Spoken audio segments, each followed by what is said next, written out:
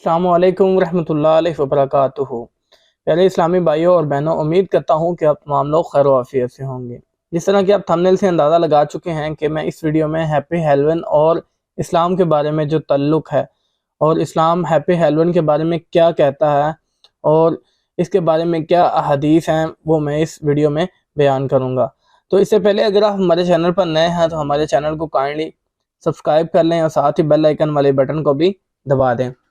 जिस तरह कि हम सब लोग जानते हैं कि आज 31 अक्टूबर की डेट है और 31 अक्टूबर को इंग्लिश पीपल वो हैप्पी हेलोवीन मनाते हैं। यानी कि हैप्पी हेलोवीन वो लोग इसको विश इसलिए करते हैं कि ये एक कैथोलिक फेस्टिवल है, एक कैथोलिक फेस्टिवल है और इसको 1 नवंबर को हेल्ड किया जाता है। यानी कि 1 नवंबर को कैथोलिक फेस्टिवल मनाया जाता है, यानी कि कैथोलिक त्यौहार है जो कि 1 नवंबर को मनाया जाता है, यानी कि आज उसकी रात है। यानी कि जिस तरह हमारी ईद होती है उस तरह ही उनका एक कोई ख़ास दिन है।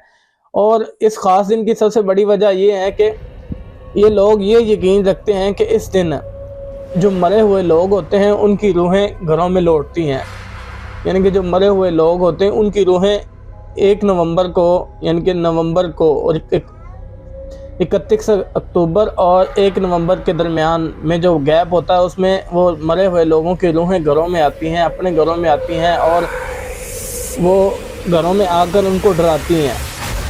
यानी कि ये देखो एक कितना यानी कि अजीब त्यौहार है। लोग कहते हैं कि मतलब कि और पीपल जो लोग होते हैं ना वो तरह तरह के ड्रेस पहनते हैं और तरह तरह के कॉस्ट्यूम पहनते हैं।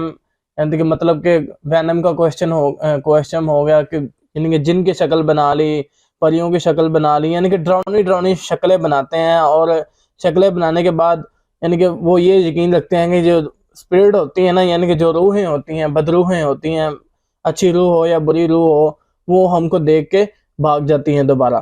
तो हैप्पी हेलोवीन की तारीख कोई इतनी ख़ास नहीं है, लेकिन ये लोग इतना यकीन रखते हैं कि जो रूहें होती हैं वो 31 अक्टूबर को हमारे घरों में लौटती हैं। जो मरे हुए लोगों की रूहें होती हैं वो 31 अक्टूबर को उनके घरों में लौटती हैं और हैप्पी हेलोवीन का त्यौहार 1 नवंबर को मनाते हैं ये।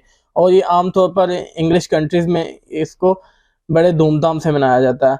और ये जिस तरह इनका क्रिसमस का त्यौहार होता है और इस तरह ये इस त्यौहार को मनाते हैं।